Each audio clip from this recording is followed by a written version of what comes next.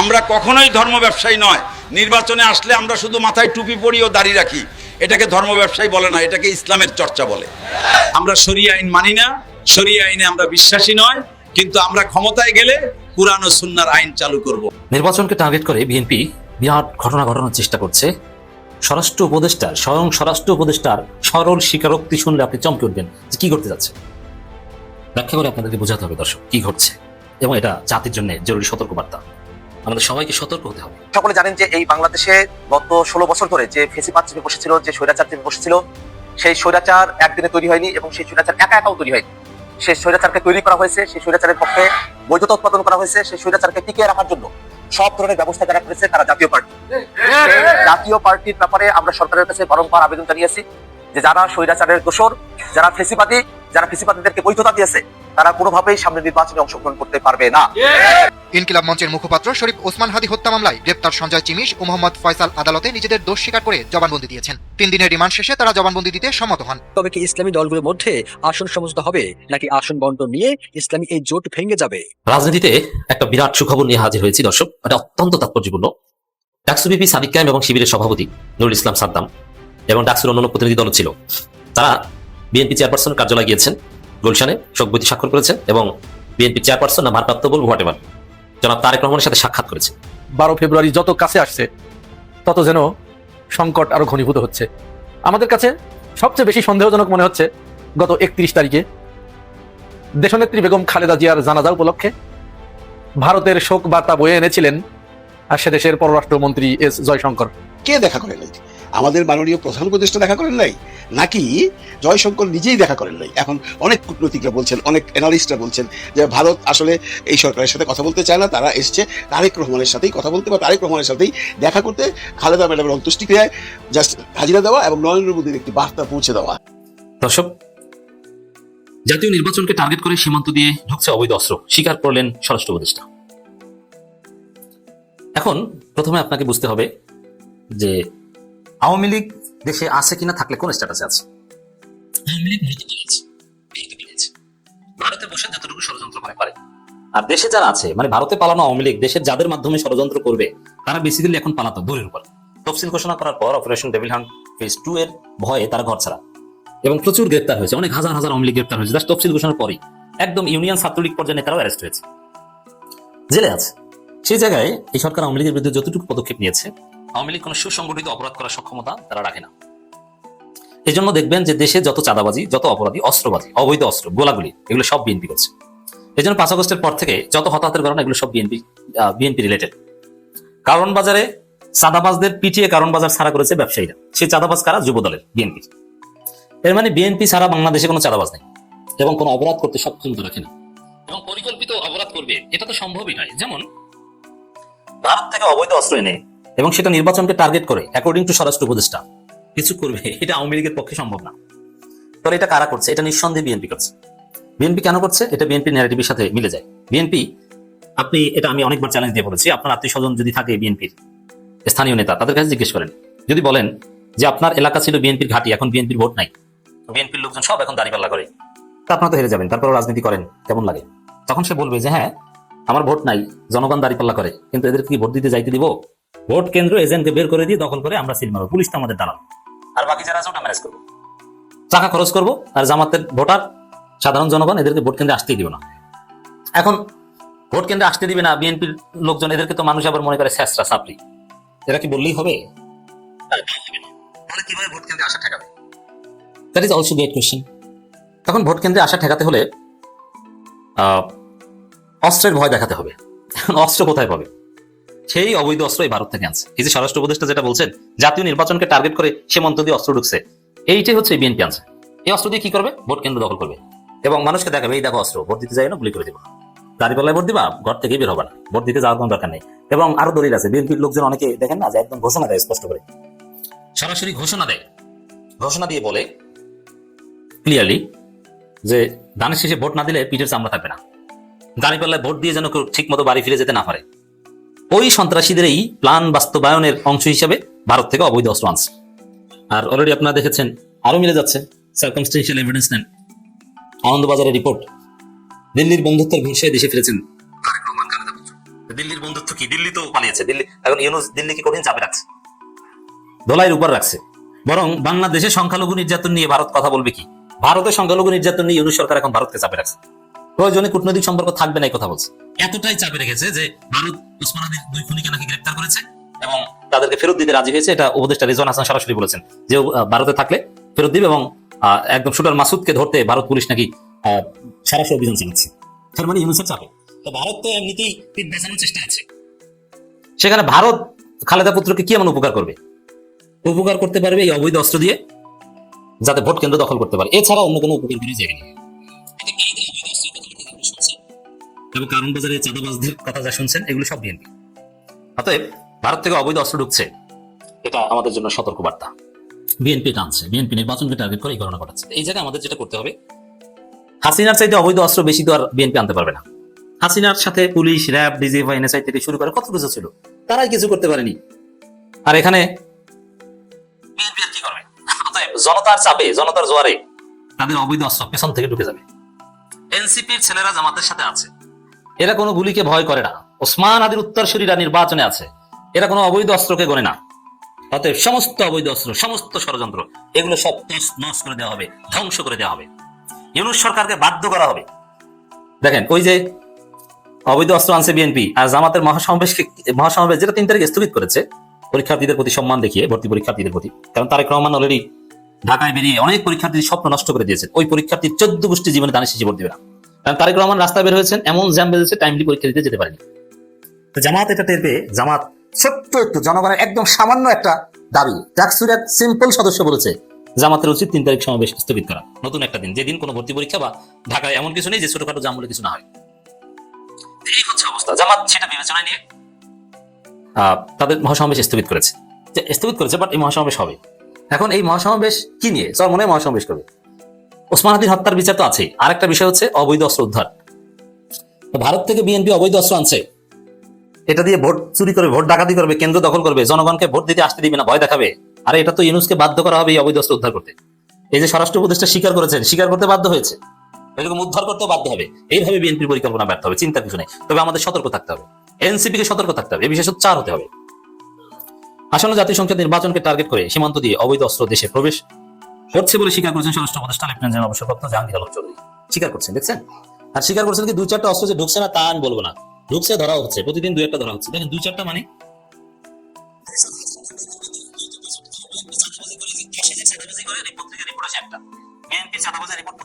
অনেক কষ্ট করে কোনো না কোনো ভাবে 2-1টা পত্রিকা করানো যায়।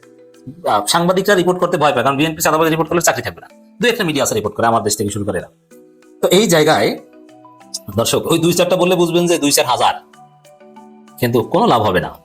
জামাত, এনসিপি ভারত থেকে আনা বিএনপির অস্ত্র পেছন থেকে ঢুকিয়ে তাদেরকে পরাজিত করে। দুর্ভাগ্যের বিষয় হলো, আইনের ফাঁকফোকর রেখে ফেসিবাদের দোষর যারা আছেন তাদেরই একজন প্রার্থী, আমি ব্যক্তির নাম বলতে চাই না, যেহেতু তিনি সেই দলের সাথে সম্পৃক্ত এবং সেই দলের মনোনয়ন পত্র তিনি সংগ্রহ করেছেন এবং দাখিল করেছেন, সেই মনোনয়ন পত্রের ব্যাপারে যখন রাষ্ট্রীয় সংস্থাগুলোর থেকে আপত্তির কথা বলা হয়েছে, আমি বাংলাদেশের একজন সাধারণ নাগরিক হিসেবেই সেই আপত্তি প্রদানের পর্বে রিটার্নিং কর্মকর্তার কাছে আমাদের বাংলাদেশের সকল জনগণের পক্ষ থেকে এই ফেসিবাদের দোষরের মনোনয়ন পত্রের ব্যাপারে আমাদের আপত্তি উত্থাপন করেছে। আমাদের আপত্তি উত্থাপন করা সত্ত্বেও তার মনোনয়ন পত্রকে আইনে যাচাই বাছাইয়ের ক্ষেত্রে কথা বলে বৈধ ঘোষণা করা হয়েছে এবং আমরা তারপরেও আমাদের আপত্তি আমরা জানিয়ে রেখেছি। আমরা বাংলাদেশের জনগণের কাছে, বাংলাদেশের সকল রাজনৈতিক দল যারা ফেসিবাদ বিরোধী আন্দোলনে যুক্ত ছিলেন, তাদের সকলের কাছে আমরা একটা বার্তা খুব স্পষ্ট করে দিতে চাই।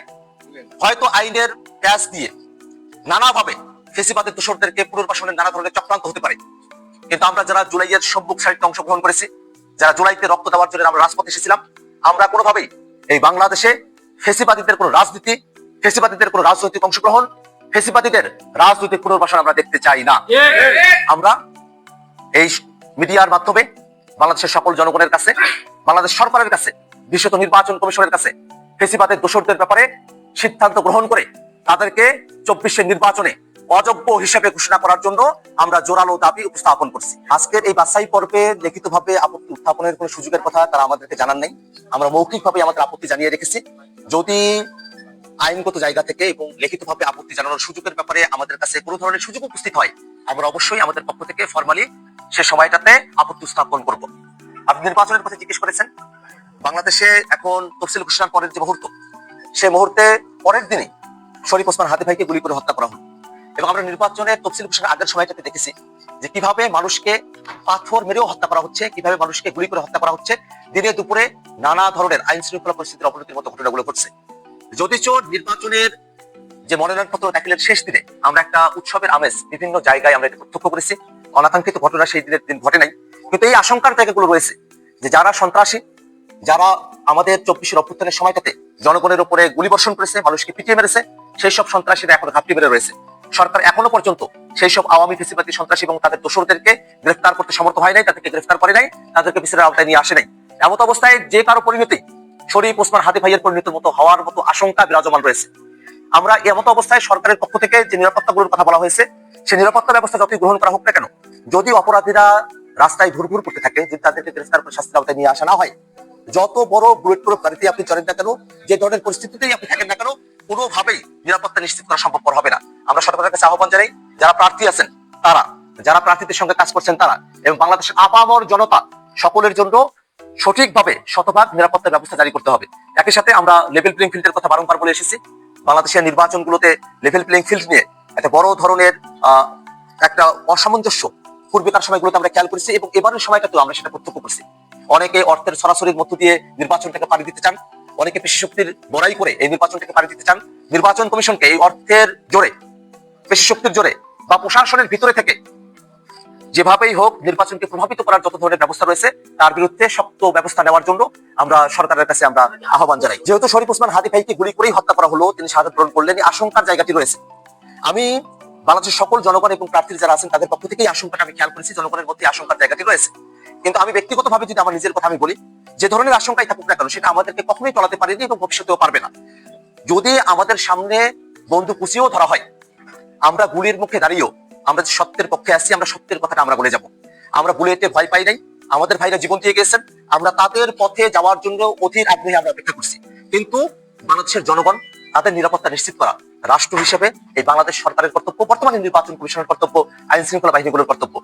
আমরা আমাদের জীবন দেওয়ার প্রস্তুতি নিয়ে আছি, ঠিক আছে, কিন্তু কোনোভাবেই বাংলাদেশের জনগণের জীবনের যে নিরাপত্তা সেটা হুমকিতে পড়ুক, নাগরিক জীবন বিঘ্ন হয়ে যাক, তেমন ধরনের কোন বিশৃঙ্খল পরিস্থিতি বাংলাদেশে তৈরি হোক, এটা যেন কোনোভাবেই না হয় সেই আশাবাদী আমরা রাখবো এবং তার জন্য প্রয়োজনীয় সকল ব্যবস্থা নেওয়ার জন্য আমরা সরকারের কাছে আহ্বান জানাই। আপনারা জেনে থাকবেন, সংস্কার বাস্তবায়ন করা, বিচারকে দৃশ্যমান করে তোলা এবং দুর্নীতিমুক্ত, আধিপত্যবাদ মুক্ত এক বাংলাদেশ গড়ার স্বার্থে জাতীয় নাগরিক পার্টি এনসিপি এবং জামায়াতে ইসলামী নেতৃত্বাধীন 8 দলীয় জোটের সঙ্গে সামনের ত্রয়োদশ জাতীয় সংসদ নির্বাচন এর যে বৈতরণী সেটা পাওয়ার হওয়ার ক্ষেত্রে আমরা একত্রে একটা সিদ্ধান্ত গ্রহণ করেছি এবং একত্রে আমাদের নির্বাচনী যে কার্যক্রমগুলো আছে সেই জায়গাটা আমরা পাড়ি দিতে চাই। এমত অবস্থায় জাতীয় নাগরিক পার্টি এবং জামায়াতে ইসলামের মধ্যে আসন বিন্যাস নিয়ে এখনো পর্যন্ত আলোচনা চলমান রয়েছে।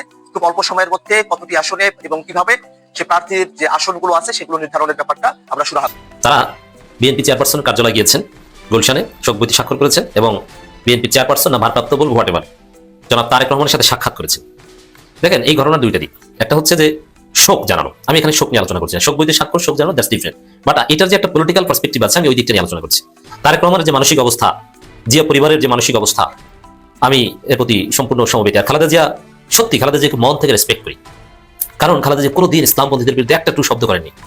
ইসলামপন্থীদের আমি অনেক আগে ভিডিও বানিয়েছি, প্রায় 3-4 বছর আগে। ইসলামপন্থীদের মাথার ছাতা ছিলেন বেগম খালেদা জিয়া, তারা একটা আশ্রয়স্থল পেয়েছে যেটা খালেদা জিয়া আছেন। খালেদা জিয়া না থাকলে এই বাংলাদেশ ইসলামপন্থীদের যে কি করুণ পরিণতি হতো। বাংলাদেশে তো মায়ের খেয়েছে, ফাঁসির দড়িতে ঝুলেছে শুধু জামাত নেতারা, তাও খালেদা জিয়াকে অকার্যকর করে। খালেদা জিয়া না থাকলে, খালেদা জিয়া যদি শাহবাগে যেতেন, আজকে সরময় পীর সাহেবদেরও ফাঁসি হয়ে যেত এতদিনে, ইসলামপন্থীরা ওই পর্যায়ে চলে যেত।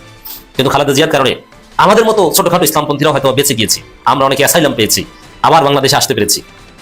তো দর্শক, এই পরিস্থিতিতে খালেদা জিয়ার প্রতি সম্মান নিয়ে কিন্তু কোনো দ্বিমত নেই। এখন ভিভি সাদিক কায়েম শিবির সভাপতি ডাকসু নেতৃবৃন্দ তারেক রহমানের সাথে সাক্ষাৎ করেছেন। এই সাক্ষাতে চমৎকার তাৎপর্যপূর্ণ ঘটনা ঘটেছে। এই সাক্ষাতের যে খবর আমি পেয়েছি সেটা থেকে যেটা মনে হয়েছে যে ভিভি সাদিক কায়েমরা, শিবির, ডাকসু এরা তারেক রহমানকে একটু চাপ দিয়েছেন এবং চাপ দিয়ে তারেক রহমান এবং বিএনপিকে সঠিক পথে রাখতে চাচ্ছেন এবং সঠিক পথে থাকতে বাধ্য করছেন। ভিভি সাদিক কায়েমরা, যেহেতু ভিভি সাদিক কায়েম মানে ডাকসু ভিভি মানে বাংলাদেশের ভিভি, আর এই মুহূর্তে বাংলাদেশের ভিভি মানে জুলাই আগস্টের ভিভি, হাসিনা পতনের ভিভি। সেই ডাকসু ভিভি যদি কাউকে চাপ দেন, কাউকে যদি কোনো অনুরোধ করেন, কাউকে যদি কিছু অ্যাপ্রোচ করার চেষ্টা করেন, এটা অত্যন্ত তাৎপর্যপূর্ণ। সেটাই ঘটছে। দর্শক, এখানে সাক্ষাতে ডাকসুর বা এই ছাত্র নেতাদের পক্ষ থেকে এই চাঁদাবাজি কিংবা দুর্নীতি, বিএনপির মূল সমস্যা কিন্তু এখন চাঁদাবাজি এবং দুর্নীতি, অস্ত্রবাজি, এগুলো কথা বলেছে যে ভদ্র ভাষায় বলেছে। মানে আমি যদি আমার ভাষায় ট্রান্সলেট করি যে ভাই আপনি দেশে এসেছেন, এখন আপনার যে ছাত্রদল এরা যে প্রতিহিংসামূলক কাজ করে, এরা যে চাঁদাবাজি করে, যুবদল, স্বেচ্ছাসেবক দল, বিএনপি, এরা যে অস্ত্রবাজি করে, দুর্নীতি করে আপনার নেতারা, এগুলো ঠেকান এখন, নইলে কিন্তু আপনার মান সম্মান বাঁচবে না, আপনি কিন্তু পচে যাবেন। এইভাবে বলছে ঠিক হয়ে যান, ঠিক করেন দলকে, এদের লাগাম টেনে ধরেন, তাহলে কিন্তু অবস্থা খারাপ। আমি আমার মতো করে উপস্থাপন করলাম, তারেক রহমানকে এই চাপ দিয়েছে। তো এটা ভদ্র ভাষায় সাদিককে আমরা এভাবে উপস্থাপন করেছি যে আমরা আশা করি চাঁদাবাজের বিরুদ্ধে, অন্যায়ের বিরুদ্ধে, দুর্নীতির বিরুদ্ধে, আধিপত্যবাদের বিরুদ্ধে বেগম খালেদা জিয়ার যে সংগ্রাম ছিল সেই সংগ্রাম আপনার নেতৃত্বে জারি থাকবে। এটা ভদ্র উপস্থাপনা, কিন্তু এটার সার কথা হচ্ছে যে ভাই ঠিক লাগেন, আপনার চাঁদাবাজদের সামাল দেন, নইলে কিন্তু পরিস্থিতি খারাপ হয়। এবং আধিপত্যবাদের বিরুদ্ধে ভারতের দালালি সারের লাইনে আসেন। এটা তো এইভাবে বলা যায় না, বলছে যে আধিপত্যবাদের বিরুদ্ধে বেগম খালেদা জিয়ার যে সংগ্রাম সেটা যেন জারি থাকে, আমরা সেটা দেখতে চাই। আমরা প্রত্যাশা করি আপনার মাধ্যমে খালেদা জিয়ার সেই সংগ্রাম জারি থাকবে। এটা অর্থ হচ্ছে এটা যে চাপ দেয়া যে ঠিক করেন দলকে। আমরা অবস্থা কিন্তু ভালো দেখতে পাচ্ছি না। বিশেষ করে আমি যখন এই খবরগুলো আমি কালেক্ট করেছি তখন আমার ফিলিংস যে যখন তারেক রহমানের সামনে সাদিককে আমরা বলেছে যে চাঁদাবাজি শব্দের উচ্চারণ করেছে, এক্স্যাক্টলি আমি জেনে বলছি চাঁদাবাজি শব্দটা তারেক রহমানের সাথে টেবিলের মিটিংয়ে উচ্চারণ করেছে যে চাঁদাবাজি যদি বন্ধ না করেন, চাঁদাবাজির বিষয় চাঁদাবাজির বিরুদ্ধে খালেদা জিয়ার সংগ্রাম জারি থাকবে। তখন এই কথাটা যখন বলছেন তখন তারেক রহমানের কেমন লেগেছে, কারণ প্রথম আলোর মতে বাংলাদেশের মহা চাঁদাবাজ তারেক রহমান। আমরা বিশ্বাস করি সেই জায়গা থেকে আল্লাহ ভাইকে হেদায়েত করেছে, কিন্তু প্রথম আলো বলেছে, আমরা বলিনি। আমরা তো তখন ছোট বাচ্চা ছিলাম, প্রথম আলো থেকেই তো আমরা শিখেছি, আর প্রথম আলোকে স্বীকৃতি দিয়েছে বিএনপি। তো দর্শক, এই জায়গায় এইভাবে তারেক রহমানকে সঠিক পথে রাখছে। এবং শুধু এটা না, আরো নানান বিষয়ে তারেক রহমানকে বা বিএনপিকে চাপে রাখছে। বিশেষ করে ছাত্রদল বিএনপি যে অনৈক্য সৃষ্টি করছে, জুলাইয়ের স্পিরিটের বিরুদ্ধে কাজ করছে, এই জায়গাটা যেহেতু সাদিক ক্যামেরা জুলাই ভিপি, বিপ্লবের ভিপি, এই কারণে জুলাই কন্টেইন করাটা সাদিক ক্যামেরার একটা নৈতিক দায়িত্ব। যার ফলে এই জুলাই যেন বিপন্ন না হয়, এই জন্য যেন তারেক রহমান পদক্ষেপ নেন, এই বিষয়টাও তাকে অ্যাপ্রোচ করার চেষ্টা করেছেন। বিশেষ করে ছাত্রদলের যে বিভাজনের রাজনীতি, এমনকি দেখেন বিএনপি, ছাত্রদল বা পুরো বিএনপি এখন কি বিভাজন তৈরি করেছে, যে খালেদা জিয়ার সাথে জামাতের একটা ইফতার পার্টি ছবি বিএনপির পেজে আপলোড করেছিল, সেখানে জামাত ইসলামী লেখা ছিল, ওটা ডিলিট করে দিয়েছে। এটি হচ্ছে বিভাজনের রাজনীতি। যতটুকু ঐক্যের পরিবেশ বিএনপি রক্ষা করছে, এটা একদম পিঠ বাঁচানোর জন্য বাধ্য হয়, কিন্তু আসলে বিএনপি ছাত্রদলের অনৈক্যের পরিবেশ সৃষ্টি করছে। দেখেন, এই বিষয়গুলোই তারেক রহমানকে বোঝানোর চেষ্টা করেছেন যে দলের লাগাম টেনে ধরার চেষ্টা করেন। অন্য ভাষায়, ভদ্র ভাষায় বলেছে। এখানে ছাত্রদল বাংলাদেশের ক্যাম্পাসগুলোতে নিয়মিত মিছিল করে হুমকি দেয়, একটা শিবির দেওয়া, ধৈর্য ড্যাশ করে। আপনি চিন্তা করেন, একদম আওয়ামী লীগের মতো। এবং বিএনপির অনেক নেতা বলে যে বিএনপি ক্ষমতা আসলে জামাতকে রাজনীতি করতে দিব না, এদেশে থাকতে দিব না। আপনি চিন্তা করছেন? তো সেখানে সাদিক ক্যামেরা তারেক রহমানের সাথে সাক্ষাৎ করে কিছুটা কৌশলে চাপ দিয়ে চমৎকার ঘটনা ঘটছে। It's very significant. দর্শক, জুলাই বিপ্লবের চেতনা রক্ষা এবং উত্তর ফেসিবাদী বাংলাদেশে ছাত্র রাজনীতির গতিপথ নির্ধারণে বিএনপি ভারপ্রাপ্ত চেয়ারম্যান তারেক রহমানের সঙ্গে বৈঠক করেছেন ঢাকা বিশ্ববিদ্যালয় কেন্দ্রীয় ছাত্র সংসদের প্রতিনিধিরা। এটা মূলত শিবিরের বৈঠক বলা যায়, কারণ এর মধ্যে তো শিবির সভাপতি নুর ইসলাম সাদ্দাম ছিলেন। তো এখানে এটাও একটা চাপ, ছাত্র দলকে লাইনে আনেন, এরকম একটা দৃষ্টিভঙ্গি এখানে ফুটে উঠেছে।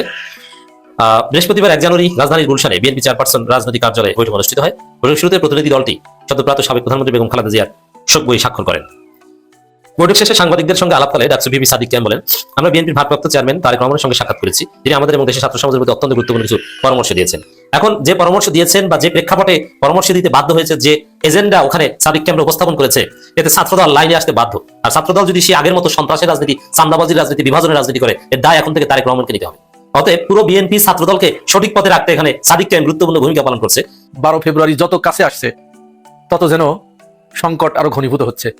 আমাদের কাছে সবচেয়ে বেশি সন্দেহজনক মনে হচ্ছে গত 31 তারিখে দেশনেত্রী বেগম খালেদা জিয়ার জানাজা উপলক্ষে ভারতের শোক বার্তা বয়ে এনেছিলেন আর সে দেশের পররাষ্ট্রমন্ত্রী এস জয়শঙ্কর। তিনি এসে তারেক রহমানের সাথে সাক্ষাৎ করেছেন এবং তার সেই শোক বার্তাটি তারেক রহমানের হাতে হস্তান্তর করেছেন। এই পর্যন্ত হলে কোনো সমস্যা ছিল না, খুবই ভালো ছিল। এবং শুধু ভারতই নয়, নেপাল, ভুটান, পাকিস্তান, অন্যান্য বিভিন্ন দেশ তাদের প্রতিনিধি পাঠিয়েছে দেশনেত্রী বেগম খালেদা জিয়াকে শোক বার্তা জানানোর জন্য এবং শোক বইয়ে স্বাক্ষর করার জন্য। কিন্তু সন্দেহ খুব জমাট বেঁধে উঠছে যখন আগামী 13শ জাতীয় সংসদ নির্বাচন খুবই নিকটে, নকিং এট দ্য ডোর। গ্রামে একটা কথা প্রচলিত আছে, চুন খেয়ে যদি কারো গাল পুড়ে যায় তাহলে পরবর্তীতে ওই ব্যক্তি দই দেখলে প্রচন্ড ভয় পায়, ভীষণ ভয় পায়, যে না জানি এটাও মনে হয় সেই চুন। এটাকে সংক্ষেপে এইভাবে বলে যে দই খেয়ে গাল পুড়েছে, চুন দেখলে ভয় পাই। আমরা জানি 2014 সালের থেকে শুরু করেছিল।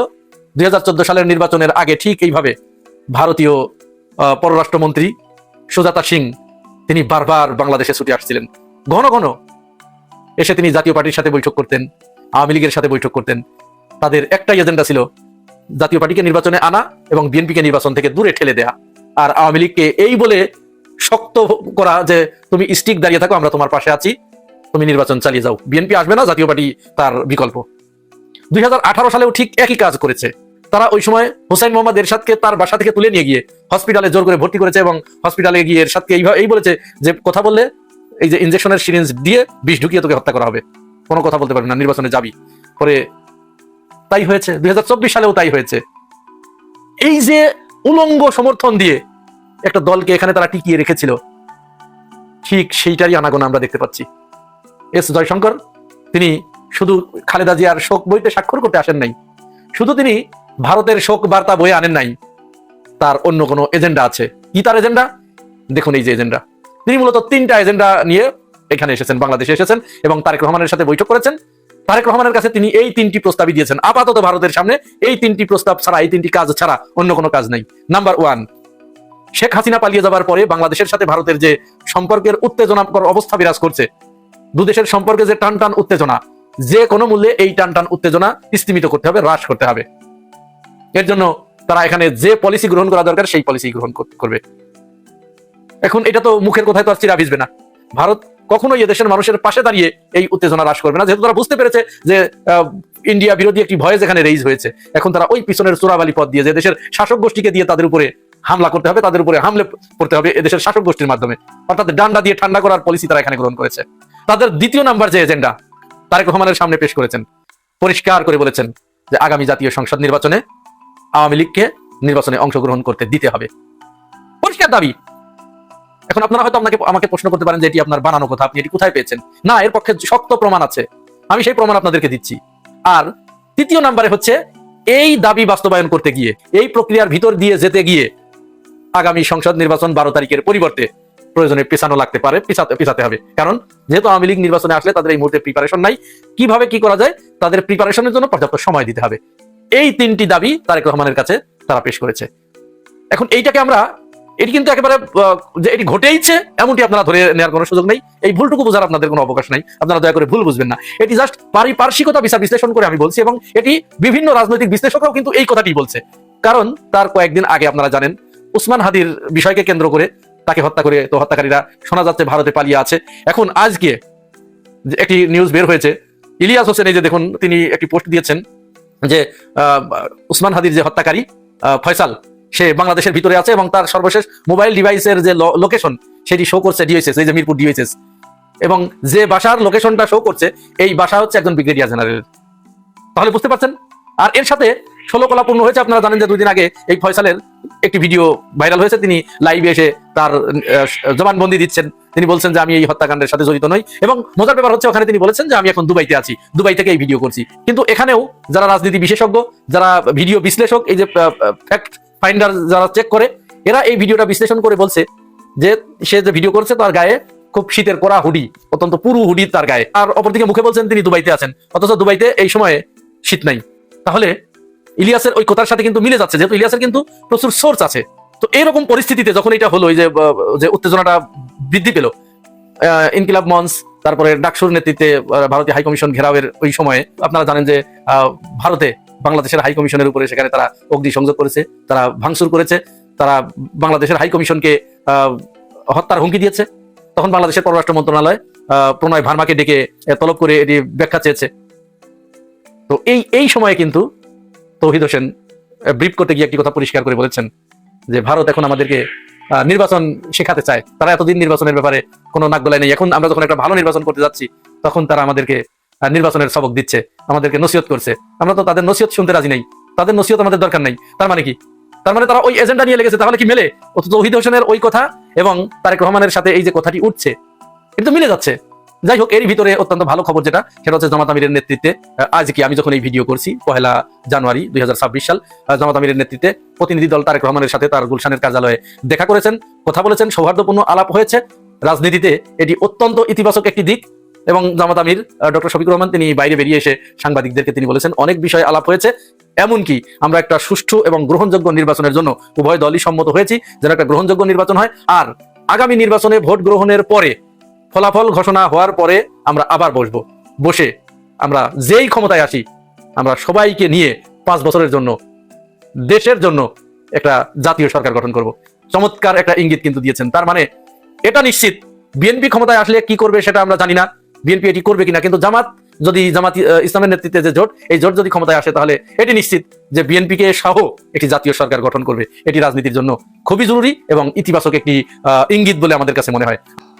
চরমনাইয়ের পীর সাহেবের দল 8 দল ছেড়ে দিচ্ছে বা 10 দল ছেড়ে দিচ্ছে, জামাতের সাথে নেই। এবং আমরা অনেকেই ভিডিও বানিয়েছি এবং সেখানে একটা ভিডিওতে আমরা দেখেছি যে চরমনাইয়ের পীর সাহেব ফখরুল ইসলাম আলমগীর সাহেব এবং এডি সাহেবকে আতরের গন্ধ শুকাচ্ছেন। যাকে সেই আলোচনা ছিল গতকালকে সারাদিন। এবার আজকে মানে এই লাস্ট টাইম মানে থার্সডেতে গতকালকে যেটা ছিল আলোচনা, সেইটা হলো এই যে ভারত থেকে জয়শঙ্কর সাহেব আসছিলেন, এস জয়শঙ্কর, ভারতের পররাষ্ট্রমন্ত্রী, উনি কেন আমাদের প্রফেসর ডক্টর মোহাম্মদ ইউনূস সাহেবের সাথে দেখা করলেন না? উনি কেন শুধুমাত্র তারেক রহমানের সাথে দেখা করলেন এবং তারেক রহমানের হাতে নরেন্দ্র মোদীর একটি বার্তা পৌঁছে দিলেন?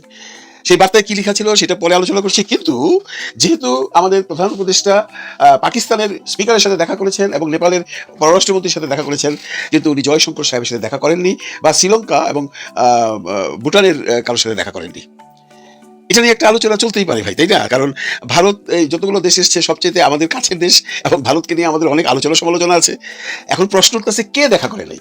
আমাদের মাননীয় প্রধান উপদেষ্টা দেখা করেন নাই, নাকি জয়শঙ্কর নিজেই দেখা করেন নাই? এখন অনেক কূটনৈতিকরা বলছেন, অনেক অ্যানালিস্টরা বলছেন যে ভারত আসলে এই সরকারের সাথে কথা বলতে চায় না, তারা এসছে তারেক রহমানের সাথেই কথা বলতে বা তারেক রহমানের সাথেই দেখা করতে, খালেদা ম্যাডামের অন্ত্যেষ্টিক্রিয়ায় জাস্ট হাজিরা দেওয়া এবং নরেন্দ্র মোদীর একটি বার্তা পৌঁছে দেওয়া। তার মানে ভারত ধরে নিয়েছে যে আমরা আগামীর সাথে কথা বলবো, আমরা বর্তমানের সাথে কথা বলবো না। আমরা এটা অনেকদিন যাবৎ শুনে আসছি যে ভারত সরকার বারবারই বলছে আমরা নির্বাচিত সরকার ছাড়া কারোর সাথে কোনো কন্ট্রাক্টে যাবো না, কোনো কথাও বলবো না। এবং আমরা এটাও জানি ইউনূস স্যারের সাথে ভারতের সম্পর্ক ভালো নয়। তাহলে এখন এই প্রশ্নের উত্তরটা কে দিবি? যে জয়শঙ্কর দেখা করেনি নাকি প্রফেসর ডক্টর মোহাম্মদ ইউনূস দেখা করেনি? এই উত্তর কিন্তু আমরা কেউ ভাই এখনো পাই নাই। তবে মজার কথা হয়েছে, আমাদের আসিফ নজরুল সাহেব এবং খলিল সাহেব দেখা করছেন। আসিফ নজরুল সাহেব কোন দল করে বা কাদের মনোনীত সেটা আমরা জানি, এবং খলিল সাহেব কার সেটাও আমরা জানি। এখন অনেকেই বলছেন, মানে যারা বিশ্লেষক তারা বলছেন যে খলিল সাহেব প্রফেসর ডক্টর মোহাম্মদ ইউনূসের হয়ে দেখা করেছেন, আসিফ নজরুল সাহেব বিএনপির হয়ে দেখা করেছেন। তবে এখানে বিএনপি একটা জয় হয়েছে, এটা আপনাদের যেভাবেই মনে করেন, কারণ বিএনপি যে ভারতের সাথে একটা আঘাত করছে এটা আমরা অনেক আগেই আভাস পেয়েছিলাম, এটা কনফার্মেশন হয়ে গেল।